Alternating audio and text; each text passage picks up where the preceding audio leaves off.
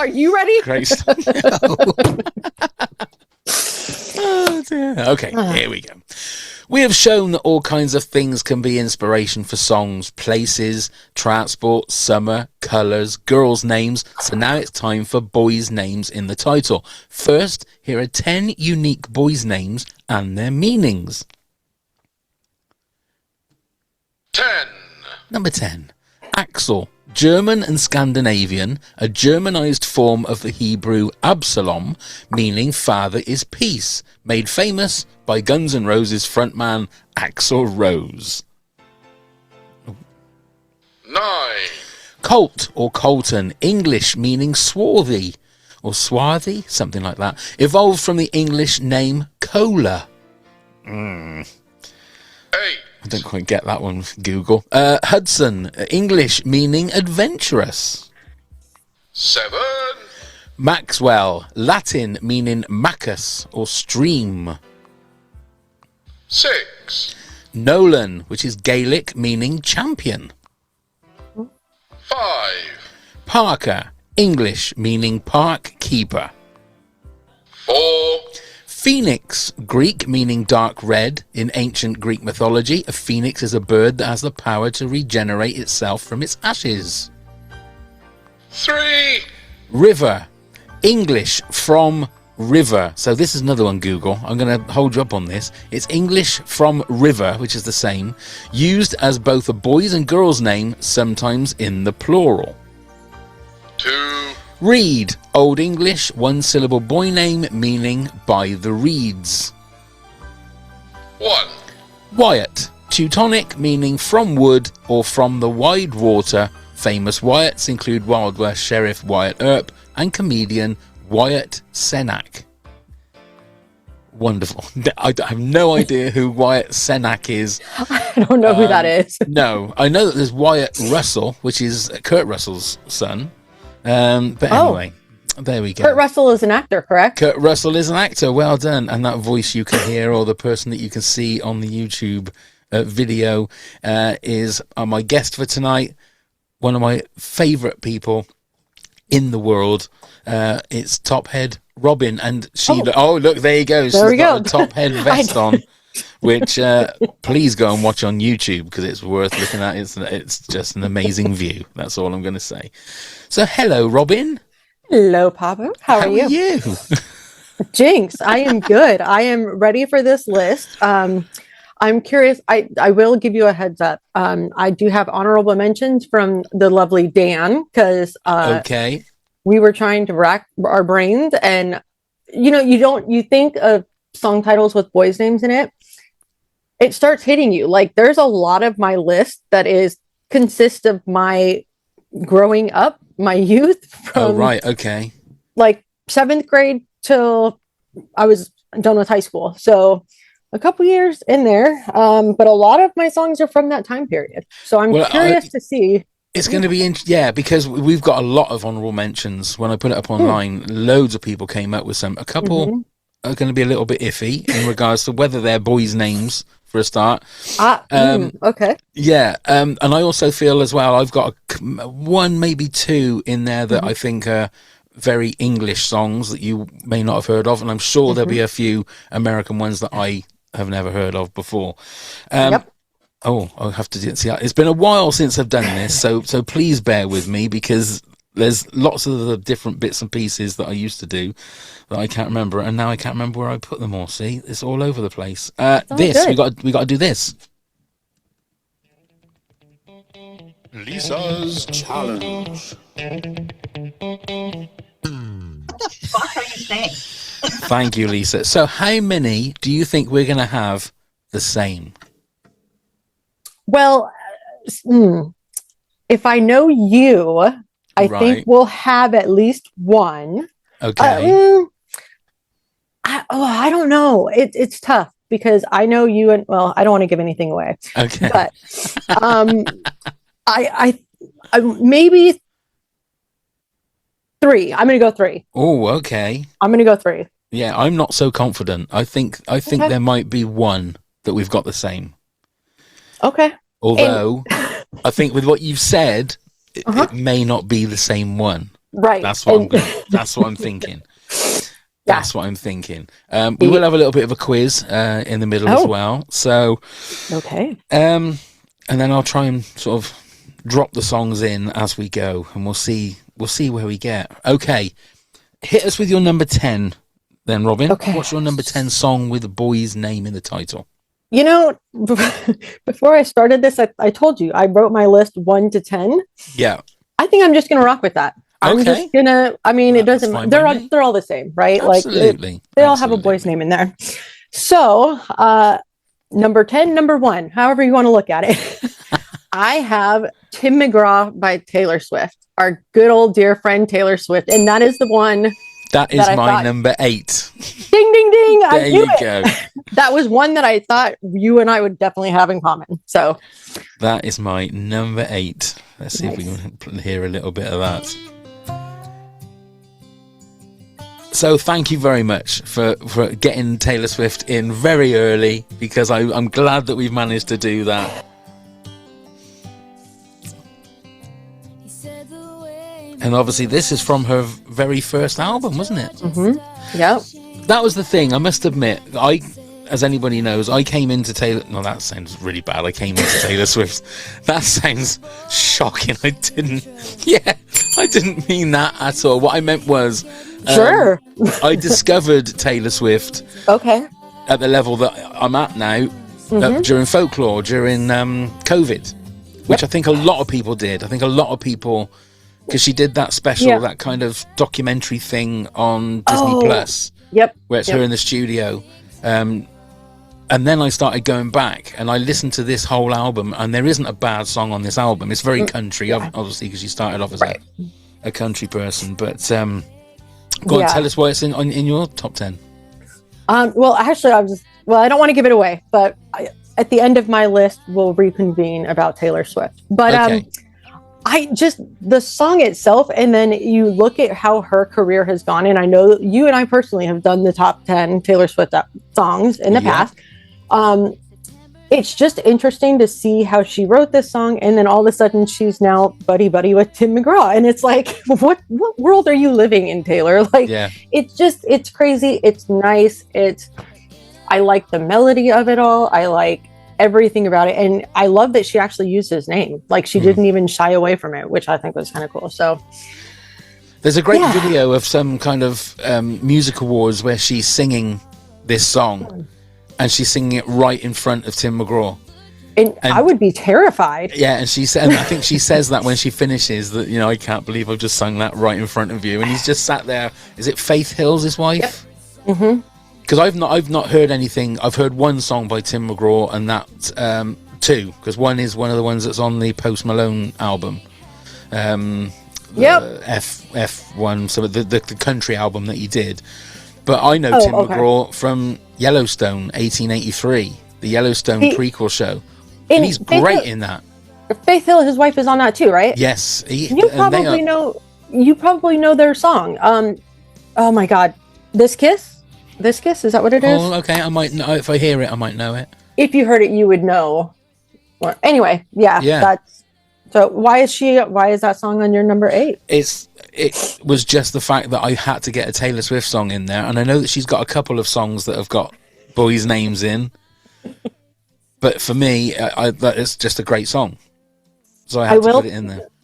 What you just said, I showed Dan. For anybody that doesn't know, Dan is my husband. I showed him my list, and he said, "Your whole list can't just be comprised of Taylor Swift." And I was like, "But it could." So absolutely, I had to change it. So, but yeah, because she has got quite a few songs with boys' names in, hasn't she? She does, and there's like "Dear John." I'm not a fan of. I've never been a fan of that one. It's just weird, but yeah. It's well, that's a great start. Yeah, that's a great number start. 10, number 1, number 10. And that's my number 8. Okay, so my number 10. Yep. This is a song with a great video, and I saw the video because I watched the Chevy Chase documentary not long ago. Oh, I haven't seen that yet. Have you not? It's very, very good. So much so it made me go and buy National Lampoon's Vacation because it wasn't anywhere. I love that movie. And Chevy Chase was in the video of You Can Call Me Al with Paul Simon. Oh, okay. Which it's a great tune. It's a great video. It's a really fun video. And this was again, someone like Paul Simon, I think you take for granted with the fact that he's written so many great songs over so many years. Yeah. This was like Graceland of like, what would that been, mid 80s, mid to late 80s maybe. I'm going to go with yes, because I was born in 81, so I'm going to go with yes. It's a great tune. It's a great tune. And if anybody's, I mean, I'm sure everybody's seen the video where it's just like a white room and Chevy Chase and Paul Simon are sat down, and then all of a sudden Chevy Chase starts singing the song rather than Paul Simon, and Paul Simon just sits there and he's sort of playing instruments, and Chevy Chase is just being Chevy Chase, very like this. It's just such a funny video. If you get a chance to, I'll put it in the video play notes and video show notes, whatever it's called. But yeah, that's my see. I forgot how young you were, Robyn. You see, I'm not that young. I also I can't even. Yeah. Yep. I definitely did not have that. Okay. So I wrote that down. I am going to check out that video though, and I do want to see that documentary. That's on Netflix, I think. Here, so it is. Yeah, I'm Chevy Chase, and you're not. I think it's called. He does come across as, because the thing about Chevy Chase, they say that he's a bit of an arrogant prick, and he does come across like that in certain bits. But I think he's playing up to the camera on that. Mm-hmm. But there are a few. I mean, I don't want to spoil it, but at the end they show that they do a like a little tour around America around Christmas time, and they show National Lampoon's Christmas Vacation, and then he does some Q&As. And I thought, I would love to go to one of those, because it would just be amazing to be.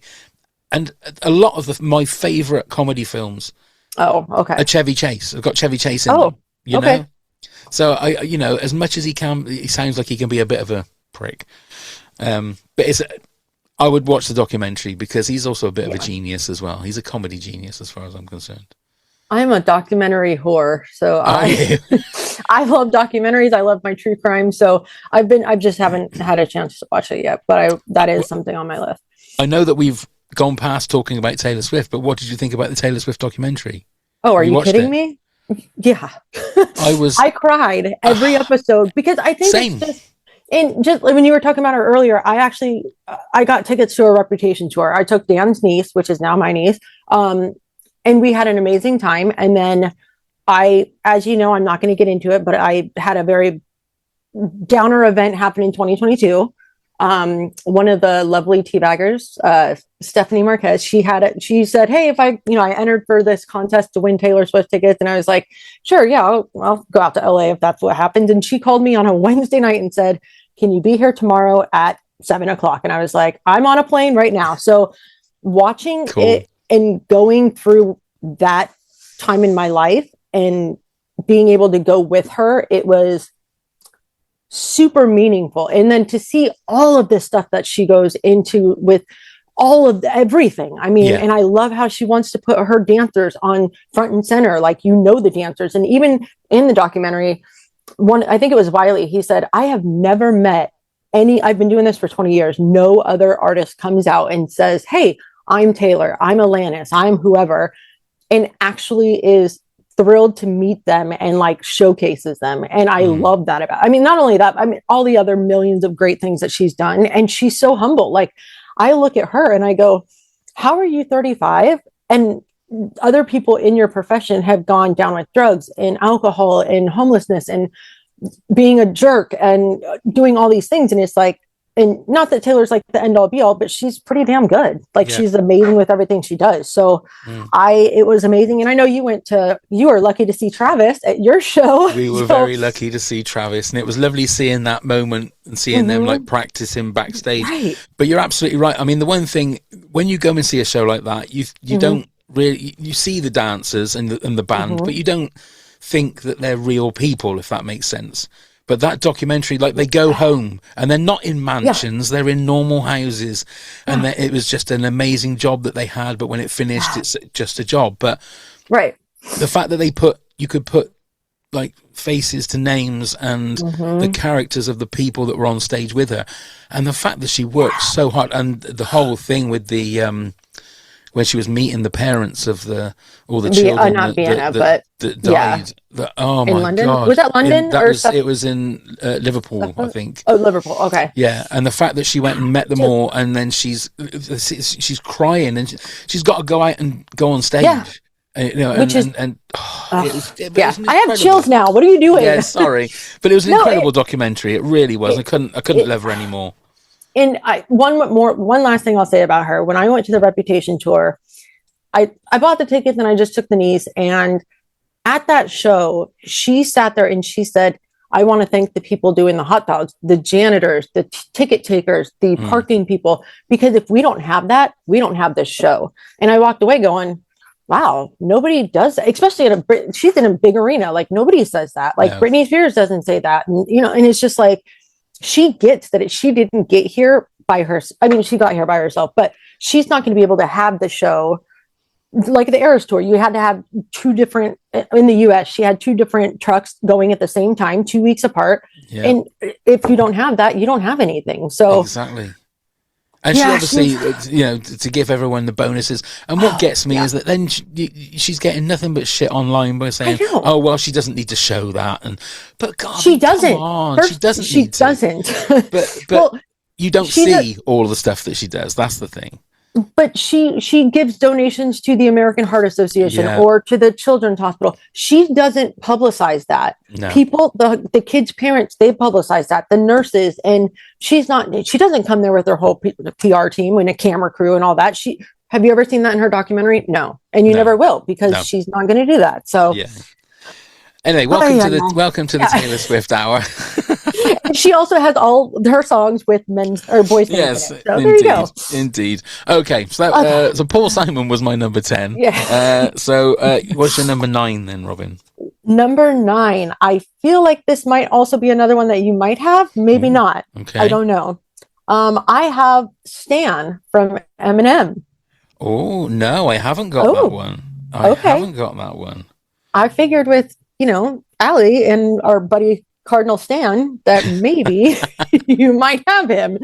I'm from Detroit, in case you didn't know that, but Eminem is from Detroit. Actually, did you know? I don't think he's actually from there. I think he was. Never mind, that's Kid Rock. Never mind. I was like Kid Rock. Anyway, side note. So yeah, Eminem is a big star, obviously, in Detroit, and Stan. I like how he has Dido.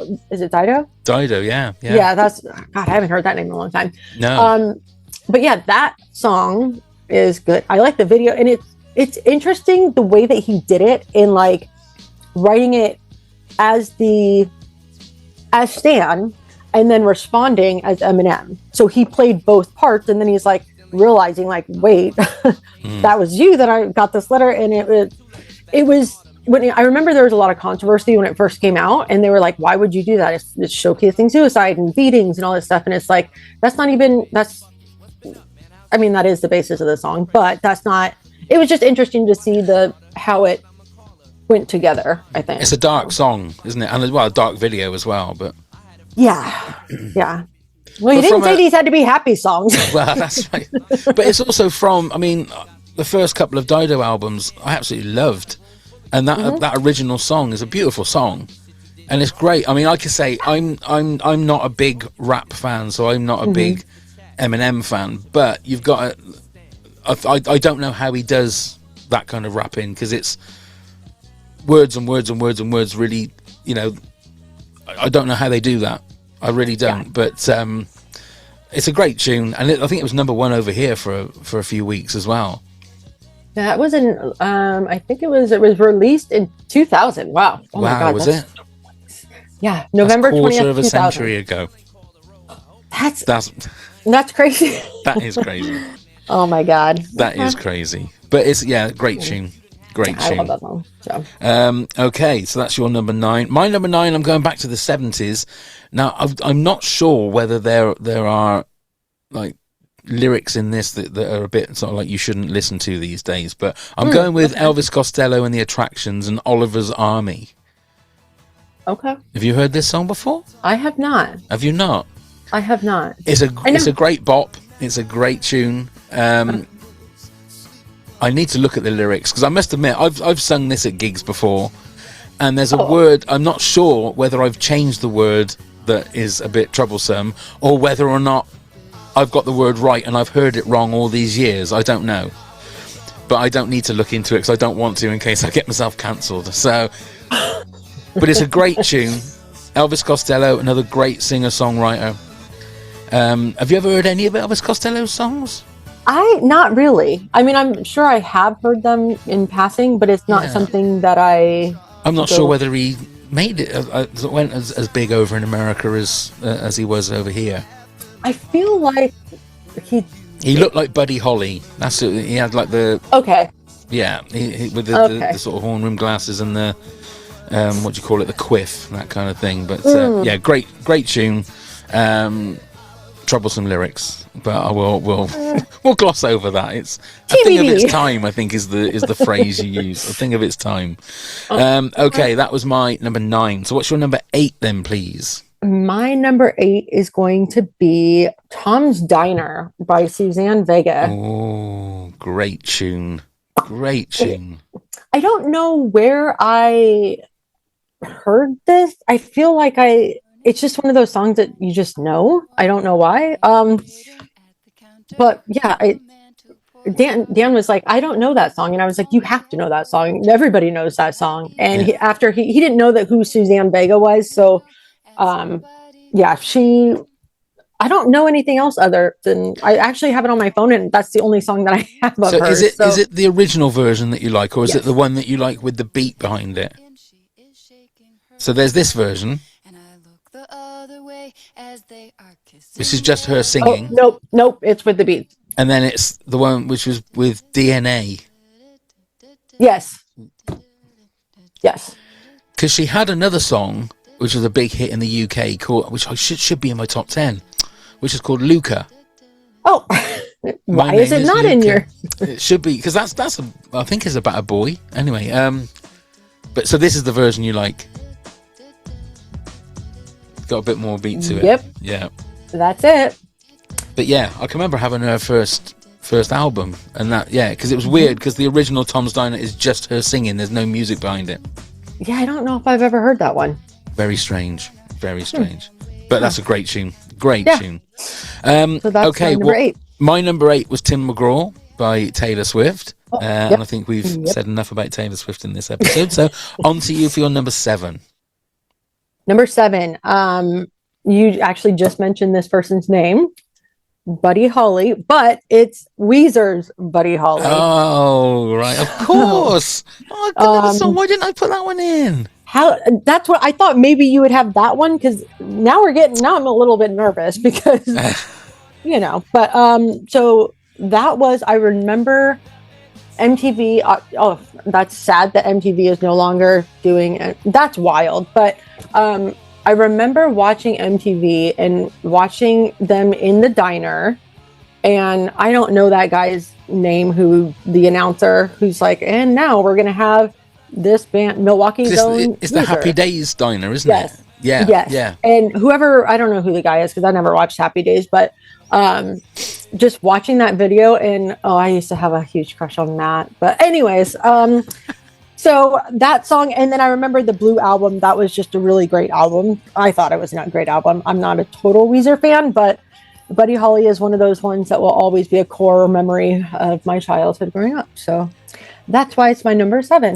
It was one of the if not the very first thing I ever watched on the internet, because my mum and dad, they were running a pub at the time, and they bought a computer, and I remember sitting down thinking, I have the whole of the internet at my fingertips, and I couldn't think of anything and I remember seeing that video on TV, and I thought, I'm going to put Buddy Holly Weezer on, because I used to love Happy Days, and I was so impressed with how clever they cut like bits of the Fonz dancing and stuff, and it was such a really, really good video. I cannot believe I missed that one. I honestly cannot believe I missed that one. And that was one I thought for sure you might have. So honestly, that's 2 or 3 now. I feel like I've really messed out on, but great tune. Absolutely great tune. Yeah.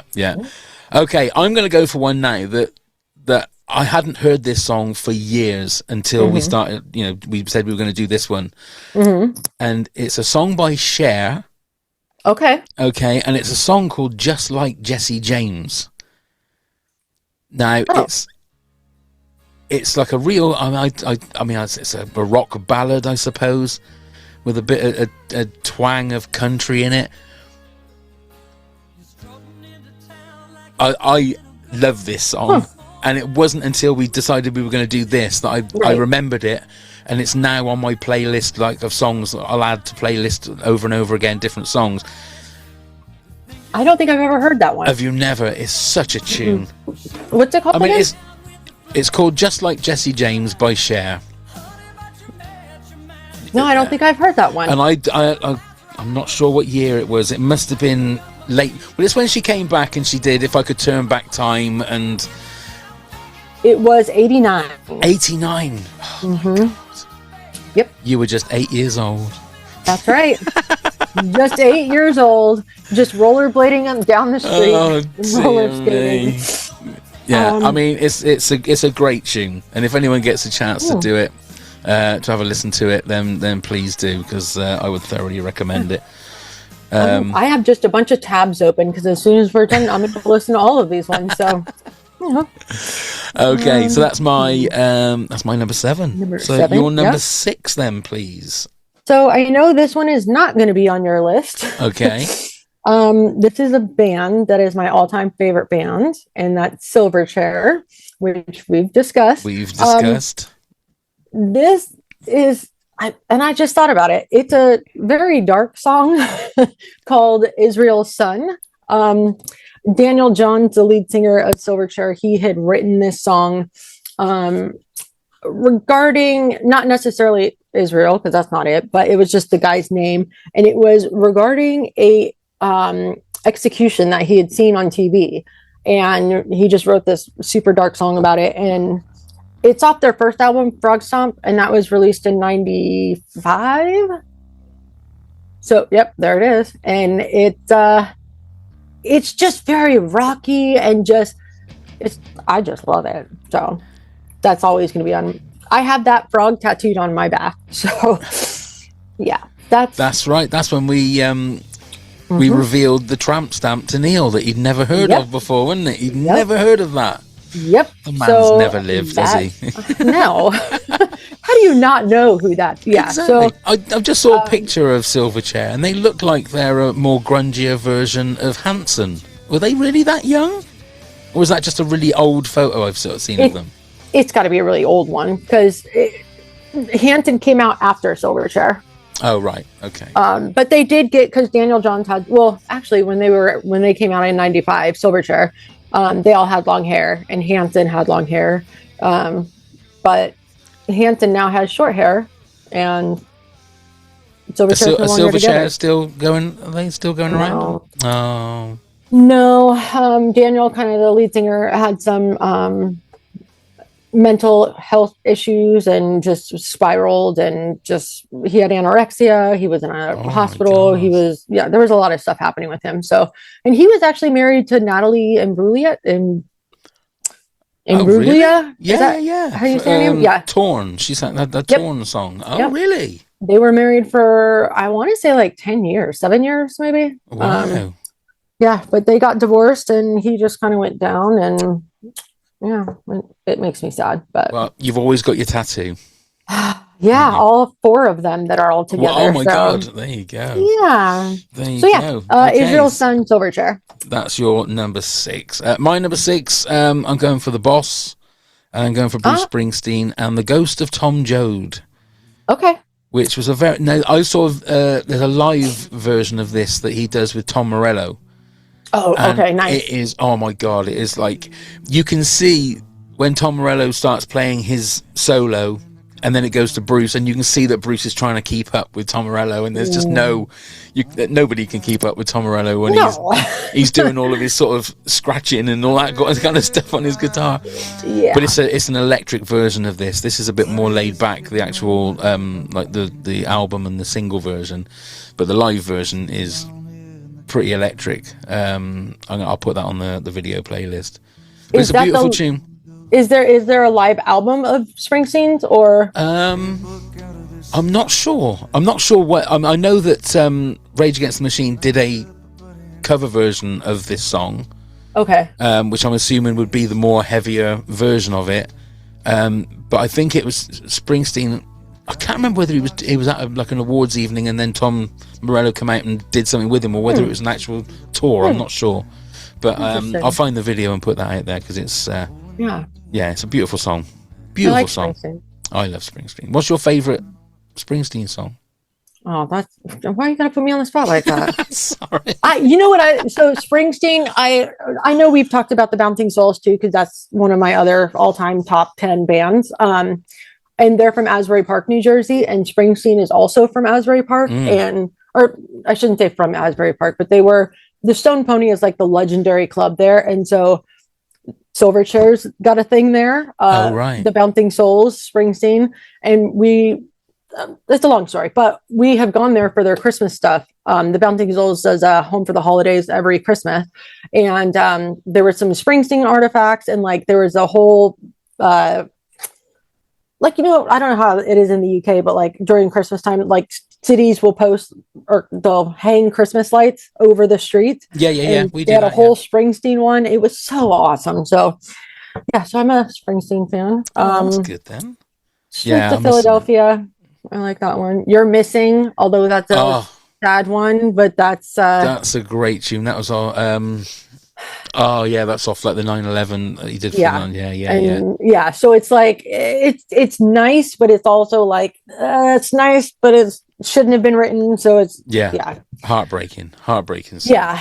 So okay, we're halfway through, so it's time for this pop quiz, hot shot. Right, let's have a look and see how this goes. I don't know how this is going to go. I am so bad at quizzes and just. Well, the first one, I think there is a bit of a you've got a big clue with things that we've already spoken about with this first one. So I'm going to give you 3 different artists, and they're all linked by having a boy's name in a title of one of their songs. In the title of one of their songs. So the first one, now I will. Okay, anyway, all right. So it's Cher, Madonna, and Rick Springfield. I'm oh my god, I have it on my Jessie. Is correct. Although I feel like the Madonna song Dear Jessie is about a girl, not a boy, but same name. Anyway. Okay. I was Number going to 2. But that's 1 out of 1. So well done. Number 2, Taylor Swift, The Beach Boys, and David Bowie. I don't have a buzzer. You don't need a buzzer. Oh my god. I'm going to say John. Is correct. It is correct. So it was Dear John, Sloop John B, and John I'm Only Dancing.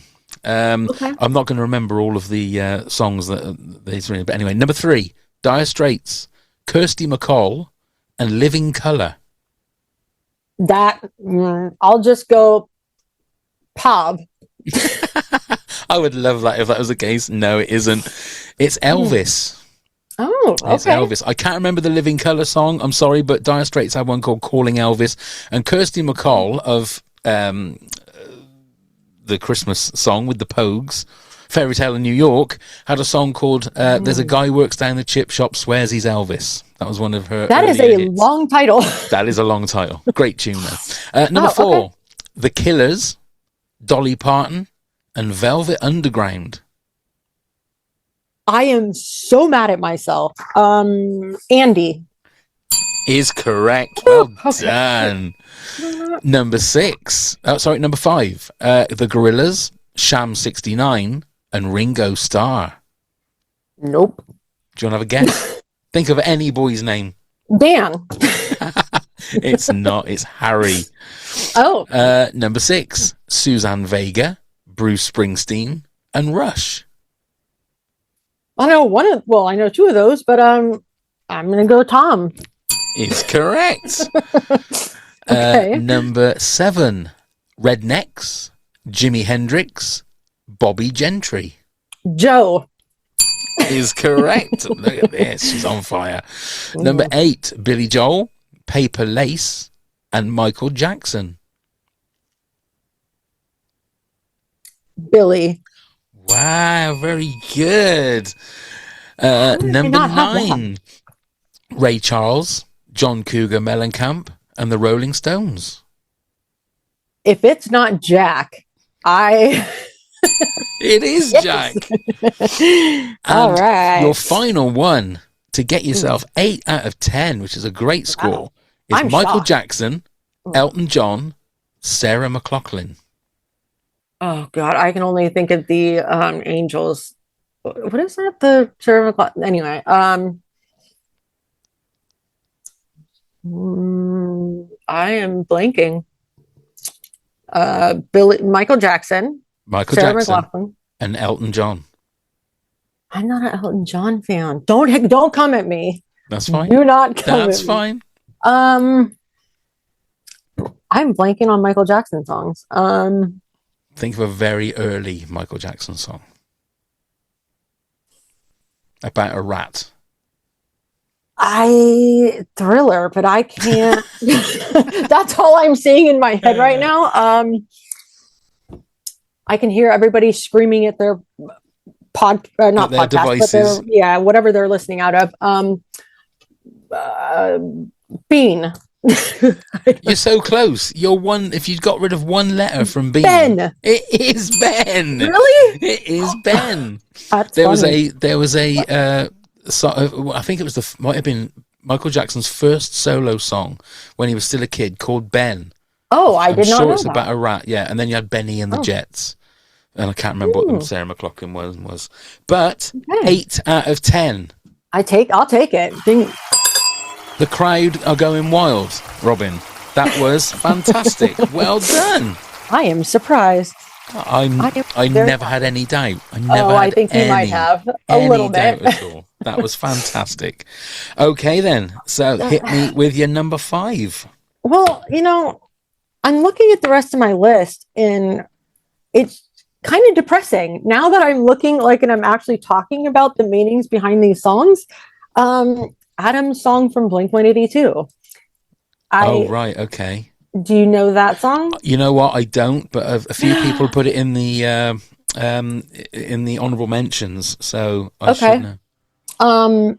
Do you not know it, or do you not know? No, I mean, I might. If I hear it, I might know. Oh, that's what it is. But I must admit, I'm not a big Blink fan. I have to say. Jessica's favorite band was Blink-182. I have seen them. Actually, fun fact, Blink-182 opened up for Silverchair at the Troubadour, of all places. Really? Yours truly was there, because why not? Of course. And of course, I took my parents, because I was still in high school, and my parents were like, why is there a naked drummer? Why are they all just standing there naked? I don't know, Mom, Dad. I don't know. They're just kids from San Diego. Rock and roll. But yeah. So Adam's song was written by Mark Hoppus, who is the singer of Blink-182, basically talking about the loneliness of when coming back from tour. So it's a very dark song, and but it's one of those ones that's like instrumental in their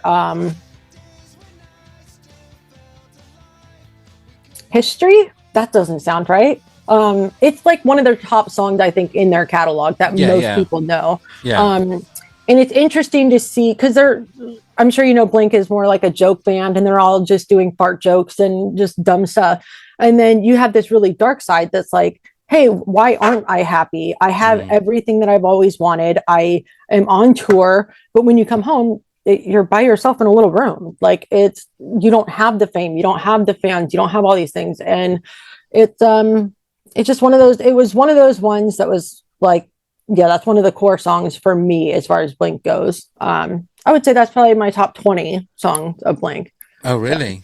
Mm-hmm. Do you? Because I mean, obviously, I always think when I think of Blink, I always think of things like the Kevin and Bean show and that, because they were always so. It was that they fit so well, and Travis Barker was always like on their show and stuff. Mm-hmm. And were they an LA band? Is that what they were? They were, yes, and then also in San Diego. Right. So I think of them from San Diego. Right. I don't know where I got that because Mark Hoppus actually grew up in, I want to say like Northern California. And then he ended up, I think his parent, I read his book and I should know more of it, but it's been a while. But I think when his parents got a divorce, he ended up going south and then he randomly ran into, he was at a show and Travis Barker was playing with his other band. It's right there. He had loads of different bands, didn't he? Yeah, and he saw him and he was like, that guy's awesome. And they just started a band and they no, I don't know. But and now what's his name? He's now married to Kardashian. Who's Courtney. Yeah. One of the K's. Yeah. So now that's gonna bother me on what band that was. But you'll find it. I'm terrible for asking you other questions that just lead you down another path when there's no. I should know all these things, and there's so much history with everything, and like all these different. It's weird how like bands come together, especially like if you don't grow up together and you just happenstance to like find somebody. Like, oh, I saw an ad in the paper. Like, what? How does that even work? And then isn't that what happened with Kiss?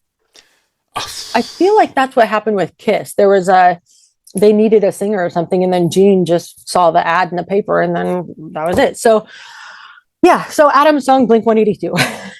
That's a great. Yeah, I will listen to that because it's things like people like Blink and Green Day are bands that I've never really given it much. Just not listened to them a lot, and I listened to American Idiot, the album. But before Christmas, and really enjoyed it, like every single song. And I thought, well, if that's the first time I've listened to Green Day, then obviously there's going to be other stuff I'm going to like about it. Wait. Well, I mean, like Boulevard of Broken Dreams, I know that one. Wait, and there's Dookie. What did you call me? You don't know Duke? I might know if I hear it, but I need to. They're the things that I need to really like at work, like have a day of listening to Blink or a day of listening to Green Day, and just get myself like into. I'm sure there'll be music there that I love that I've just never. Dookie was Kerplunk was Green Day's first album. Dookie was the one after that. That's the one with Basket Case. Right, okay. When I Come Around, and that's the one with on the album cover. Well, I don't know if album covers differentiate from country to country sometimes, but it's the one where it's like written in the sky and it looks like a big explosion full of just like random things. So it's a good album. So I would suggest listening to it. Okay, I'll have a little listen to that. Yeah. Okay, my number 5, I've gone for a Billy Joel song, and this is a song from the Stranger album, and it's Moving Out, Anthony's song. I'm sorry, was that Mad Libs? What just happened? That's part of the song. I didn't do it very well. No, I've never heard that before. That's why I was like, what is happening? Okay, so wait, it's Billy Joel. It's Billy Joel. It's a song from the Stranger album. And it's called Moving Out, and then in brackets, Anthony's song. Okay. I was like, how is moving? Where's the... Okay. Yeah, sorry. So now I got you. In brackets, it says Anthony's song. Hang on. We'll be able to hear it on this bit? Oh, it's not on this bit. I'll let you have a listen to the ack bit in a minute, which is the one of the hooks of the song. But I didn't do it very well. Now, what is it about that song that you like? It's just... There you go. Okay. I thought you were making it up, but no. I'm a massive Billy Joel fan. Okay. And that was from, so it would have been 83 when Innocent Man came out. And then I went back and started listening to all of his other albums, and every single one of his albums I've bought, I've listened to, I've seen him live like 3 or 4 times.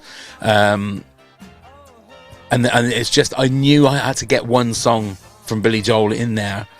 And there was a couple of others. Captain Jack is another great song which had the word masturbation in it, which was, when you're a youngster, you think, A, I don't know what that means. B, I know that it's a naughty word. And I shouldn't be listening to songs with that word on it. But it's a great tune. Okay. What's your number 4? Number 4 is going to be a lovely uplifting tune by the name of Goodbye, Earl by the Dixie Chicks. Goodbye, Earl. You've not heard this one? No. Oh my Lord. That it's a country murder song. Oh my God.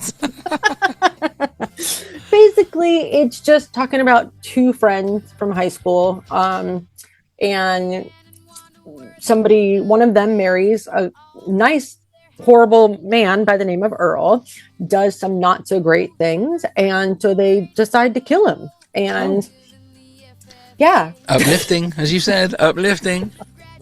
I mean, you've got Stan, which is all about suicide and stuff, and you've got Goodbye Earl, which is about murder. Maybe I should tell my therapist about this episode. Maybe they just get them to listen to this episode, and they might get all they need to get. Oh my God! It's quite boppy though. It's quite a bop. It is, and it. You don't think it's going to be a murder song, but if you listen to it, it definitely talks about shovels and cars and So, and that was in the 2000s as well. So a lot of it seems like a lot of mine are from the 2000s or early or late 90s.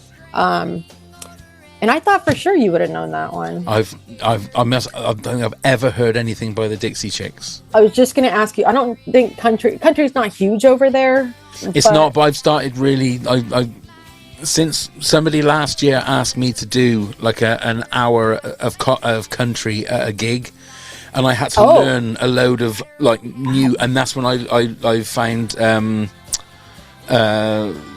Chris Stapleton and Tim McGraw stuff, and Zach Bryan and people that. And I thought, oh my God, these are some of the greatest songs I've ever heard in my life. Mm-hmm. Yeah. And it opened up a whole new door. And the Post Malone country album is fantastic. I have not heard one song. Have you not? Oh my God! There's one song on there called "Yours," which is the last song. And it makes me cry every time because it's about a father having a daughter, and the daughter is getting married, and God. It's like you're giving the daughter away, but she's always going to be yours, and it breaks me every time I hear it. Every time I hear it. No, I don't know if I can. But no, okay. I wrote that down. Okay. So would you recommend the Dixie Chicks as their country? Yeah. So. Yeah. I mean, with a name like Dixie Chicks, I suppose they had to change their name. There was some controversy. I'm not sure why, but there was controversy about Dixie Chicks, and they did something with one of the lovely presidents that we've had, and they changed their name from the Dixie Chicks to the Chicks. Oh, right. Okay. I don't know. So I don't remember the gist of it, but oh lordy. I only like that album. I never really. I mean, I wasn't a chick head. I don't know what they're called, but chick head. What would they be called? Chick heads, chickies. I don't know, but chicklets maybe. Sure, I was never a chicklet, so it was just one of those. I also at that time, like growing up, this all makes sense now. When I graduated high school, I started working at Sam Goody, which is a music store. I don't know if you guys had. Do you have Sam Goody over there? No. It was like the Tower Records, I guess. It was a smaller Tower Records, and it was in all the malls. And I started working there, and you got the record labels used to send the record stores albums in advance, and you could play it on the overhead. So we had just all sorts of random stuff coming in, and so this was one of the albums that I got. So right. That's where it came from. I mean, Chickhead sounds like a great Friday night, doesn't it? I mean, it sounds. I should ding the ding for that. Okay, let's move on quickly. My number 4, I'm going for one of the songs where it's impossible to work out what the lyrics are, if you ever listen to it. But it's "What's the Frequency, Kenneth" by REM. Okay. Anybody, if they listen to the song, don't look at the lyrics, try and tell me what it is that Michael Stipe is singing. Nope. Impossible. It's impossible. It's a great tune. Love the guitar sound on this, but I've looked at the lyrics while he's singing it, and I thought there's no way he's singing those lyrics because it's impossible. It doesn't sound anything like it. You can make up whatever you want, and as long as It doesn't You matter. do whatever you want. It doesn't You do matter. whatever you And he's want. Michael Stipe. He can do what the hell he likes. But This it's is a great, true. great tune for me. You REM fan? Everybody hurts.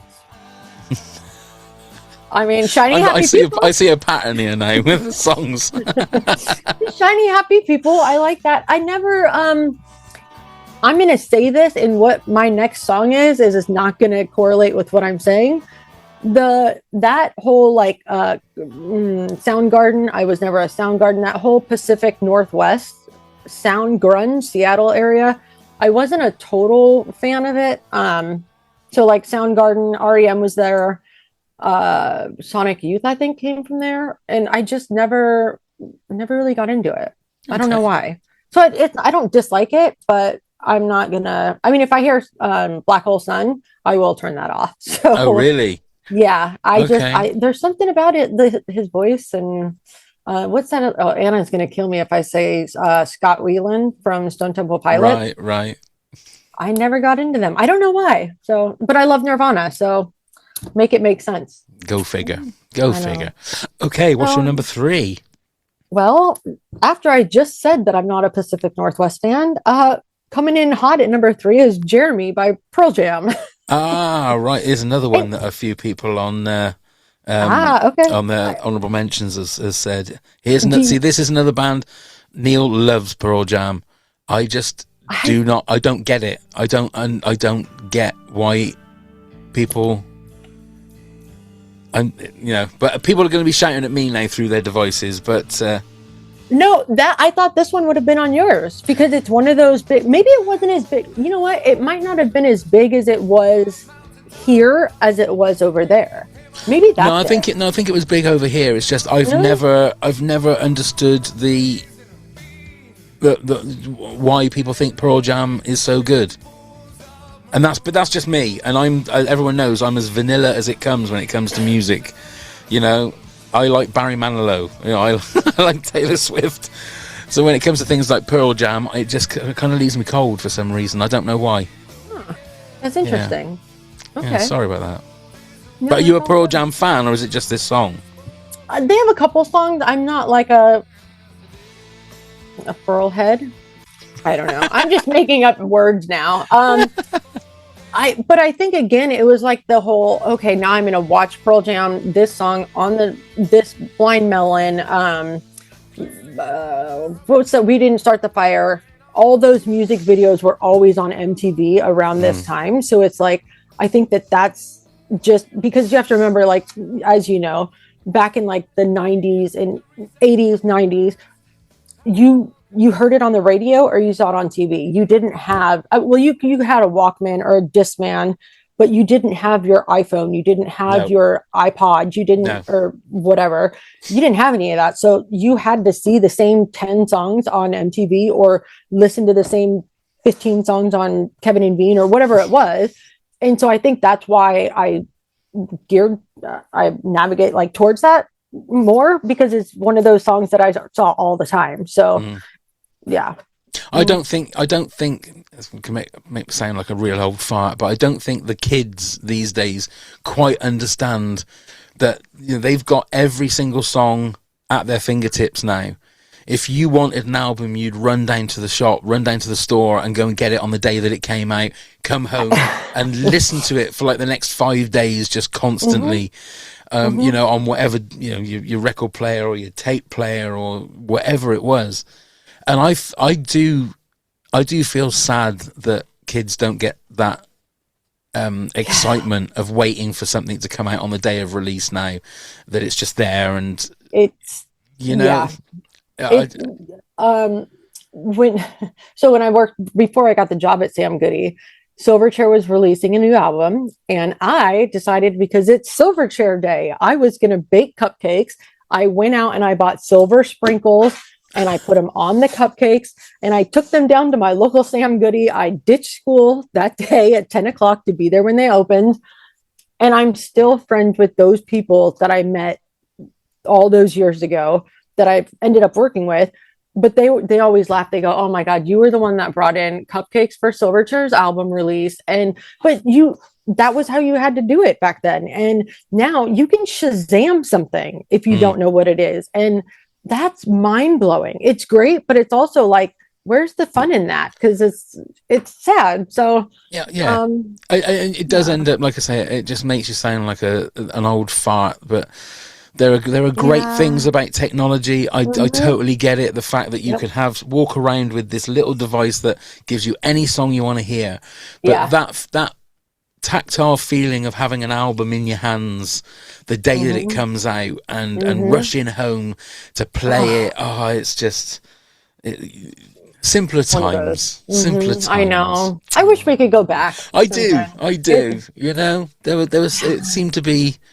I don't know. Let's not get. What is your number 3? My number 3 is a song which is quite depressing, and it's an album. To my playlist. Well, it's an album track from a Robbie Williams album called The Heavy Entertainment Show, which came out. I think it was like 2019, 2018, maybe. But this was in my top 10 songs that make you cry. It's a song called David's Song. Okay. And I can't play too much of it because I will cry. Oh, because you don't want that. Yeah, it's just a beautiful song. But it's obviously about somebody that is on their deathbed and then they're trying to tell the people that they love everything's going to be fine. You know, I'm not going to play any more of it because honestly. I was going to say, it sounds like it might be familiar, but I don't. Who is it by?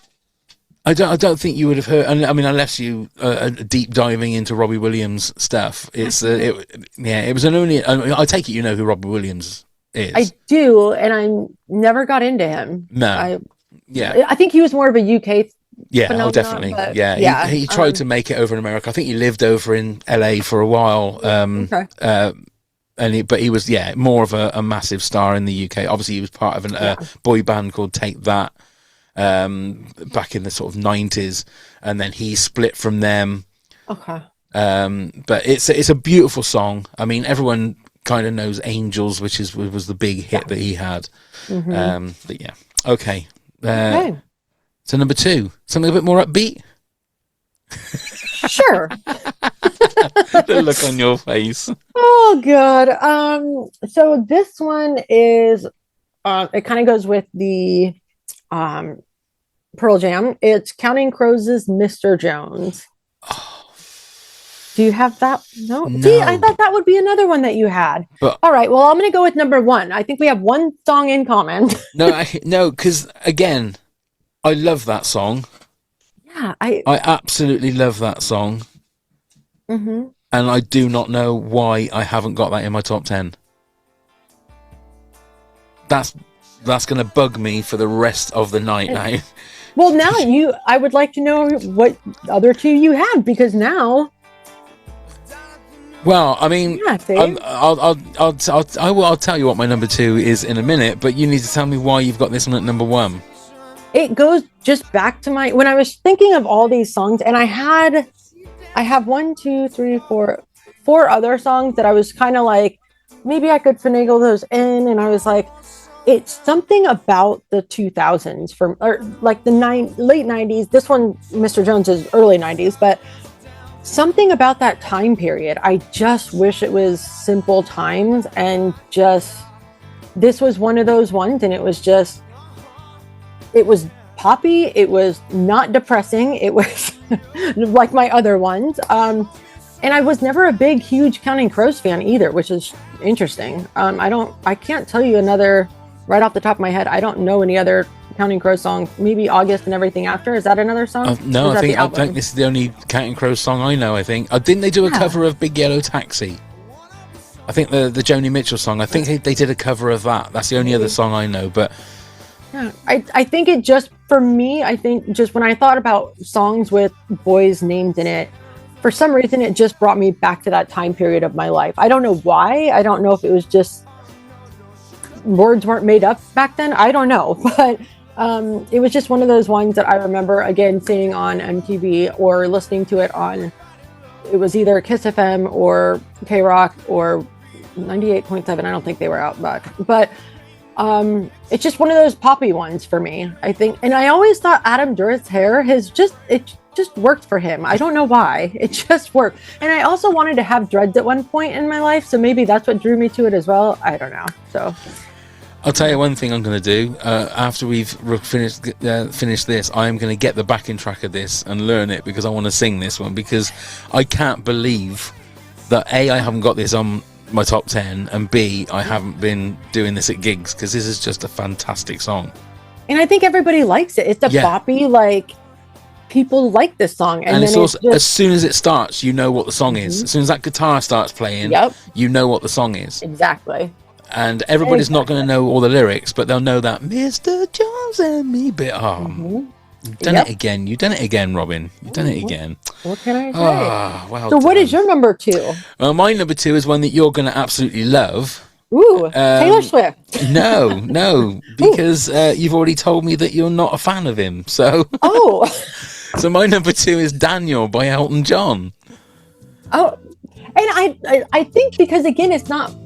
He was older for me when I was growing up, and I think, again, it's like the UK versus. I mean, he was big here. Don't get me wrong, and I don't actively not listen to him. It's just I don't think he's come across my radio. Yeah, I can see that. I mean, to be fair, when it got to the time when you were probably listening, like late 80s, he was done in regards to making good music, but the stuff that he did. Wait, he stopped making good music after 80s? Yeah, I would say he did. I mean, he was. Really? I mean, as in, like, he might have had the one or two good tunes, but the majority of his stuff that was great was 70s and 80s. Really? You know, when you started getting into like the 90s and that, I didn't think it did particularly. Although saying that, the last album that he did with Brandy Carlisle, was amazing. It was one of the. I think it's probably the album I listened to more than anything else last year. It was such a great album. Every single song on that album, and I can't remember the name of the album. I'm looking it up because I don't think I knew that they did a song. I didn't think they did a whole album. They did a whole album. They went in, and there's a great documentary. It's like a half-hour documentary on YouTube where they went in and they wrote the songs. They didn't even, they didn't have anything to go into the studio with. They just went in the studio and worked the songs out. And the documentary is great because it shows Elton John. Elton John can be a bit of a diva. He can be a bit of a queen. No. Yeah. No. And he has these temper tantrums. He can't get this line right. And he's got the lyrics there and he's going, I can't fucking get this right. And he's going off on one, and Brandy Carlisle's going, just calm down. It'll be fine. It'll be fine. But every single song on that album is a banger. Every single one. And the final song that Bernie Taupin wrote, it's like, and again, it's a very depressing song. It's all about what the world's going to be like when Elton John's not there. And he sings it for the first time and just breaks into tears because it's like, but it is such a good album. What was the album called? It's called Who Believes in Angels? Who Believes in Angels? I think, it says Who Believes in Angels 2025, their studio album together, co-written by producer Andrew Watt and lyricist Bernie Taupin. That's it. Yeah. That's the one. Yeah, it is so good. So I'd recommend that for anyone. But yeah, but Daniel, Elton John, classic song. Okay then. So what is your number 1 song with a boy's name in the title? Well, I have to tell you, I'm a little bit biased. Okay. The song name is probably one of the best universal names that could ever be. Okay. You want to take a guess at the name? Universal name. It could be for boys, girls, dogs, cats. Oh my God. No, you're gonna have to put me out of my misery. Robyn. Ding, ding, ding by Taylor Swift. Oh, right. So, that was on, I was going to say her last album, but that's not it because she's a beast. She did 2 albums last year. 3. Anyway, it's just about preserving the innocence of your childhood. I mean, that's what I got from the Do you know what song I'm talking on? Tortured Poets Department? Yes, on Tortured Poets Department. Yeah.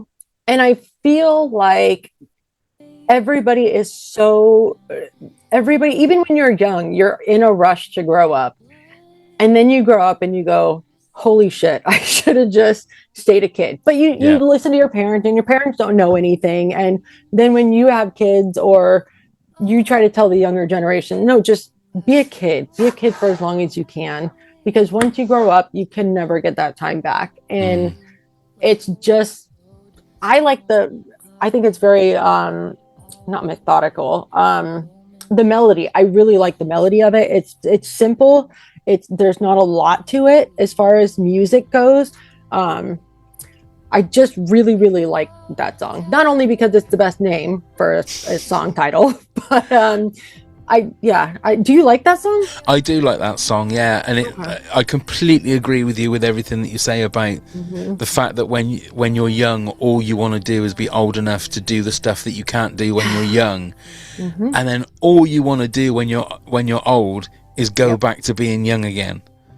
It's such a paradox, if that's the right word. It's when you think about it, then it's heartbreaking, because it's like, you spend all of your life, you spend 9 months trying to get out of your mum. Yep. And then you spend the rest of your life just like trying to worm your way back in.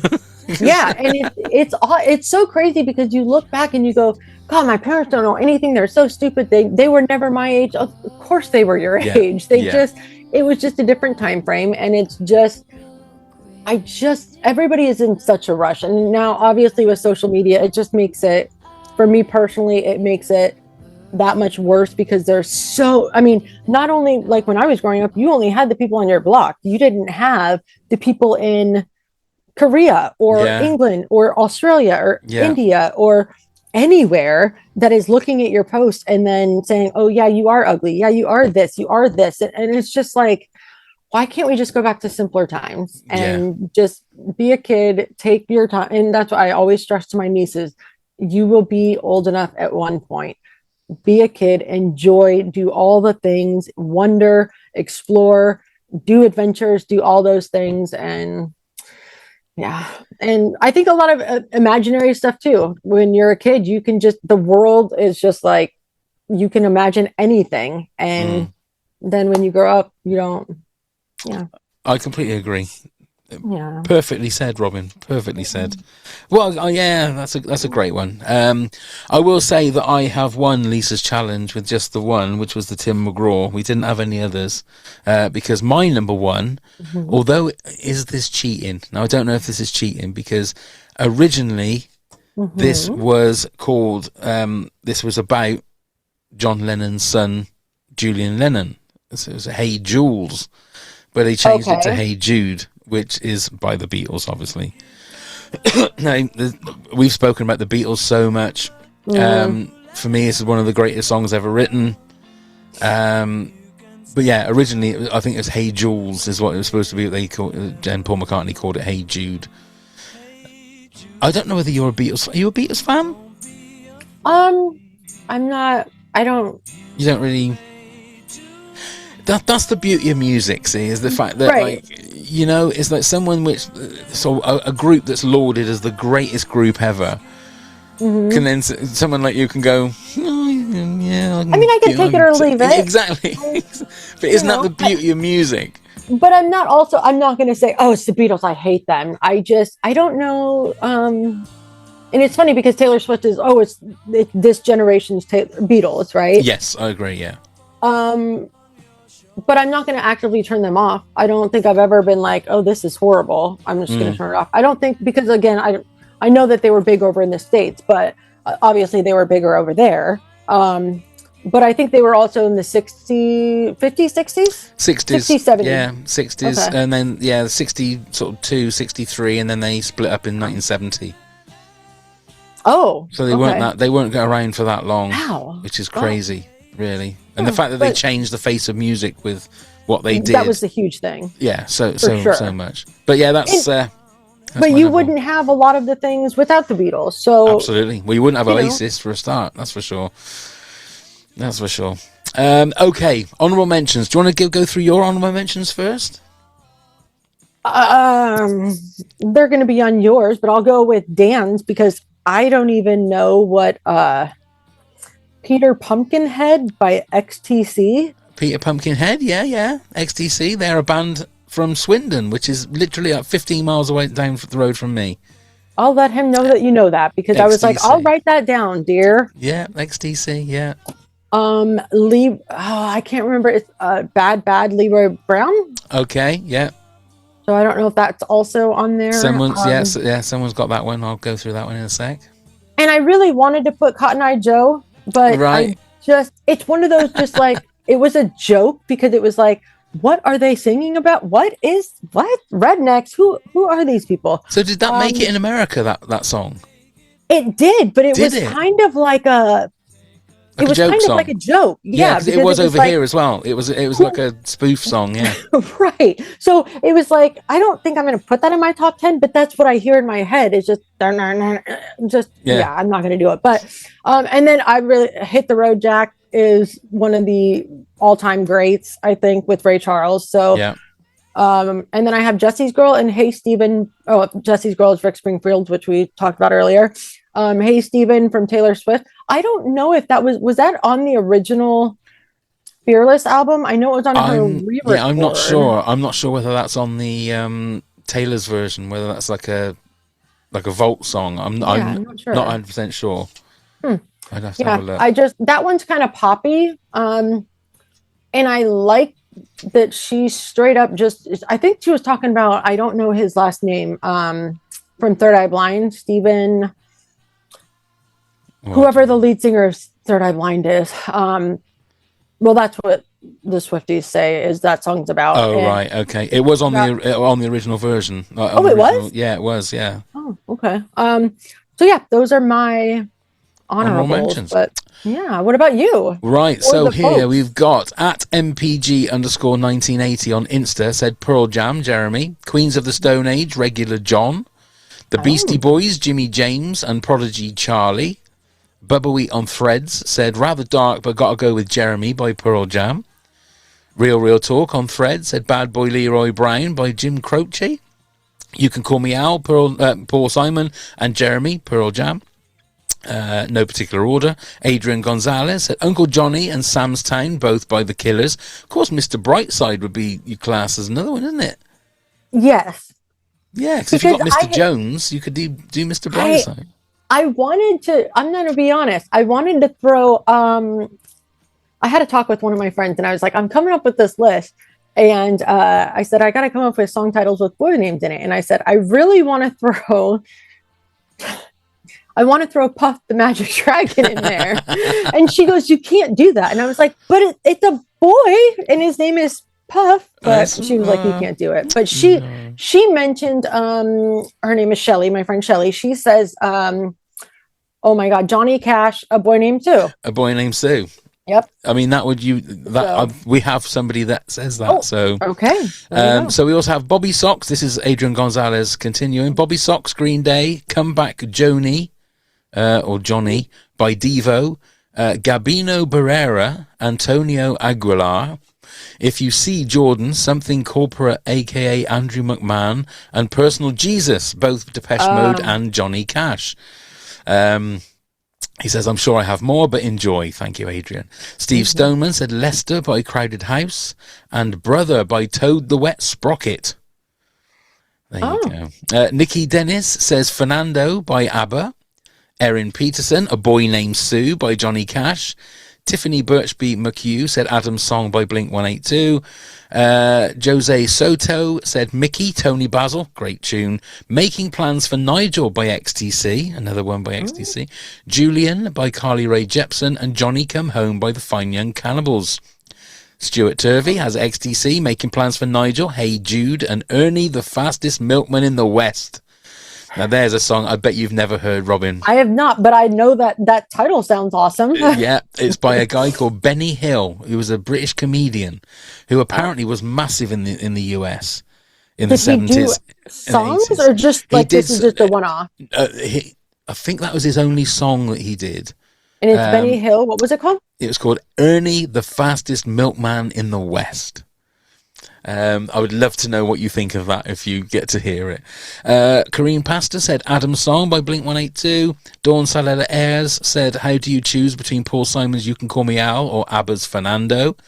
Then again, there's Black Jack Davy, but my favourite version isn't the Carter family's. It's Mr. June Carter Cash's version. I'm sure that means Mrs. June Carter Cash's version of Goddamn Little House on the Prairie. Oh my goodness me. So, Kim Mendes says Stan, Eminem, Jess's Girl, Rick Springfield, and Daniel, Elton John. And she says, P.S. Love you both. Aww, she's so Andy lovely. Luxton, A Boy Named Sue, Elysia Frydenberg, Johnny Be Good, and What's the Frequency? Kenneth. Mike Dolan said Daniel by Elton John. Liz Art said Right Said Fred by Bernard Cribbins. At the Jamie and Stephen Show said Jolene by Dolly Parton. I put some question marks there because I'm sure that's a girl's name.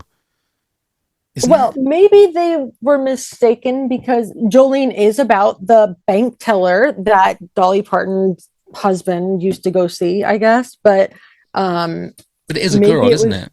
It is a girl, but I'm wondering if maybe it was like talking about a boy.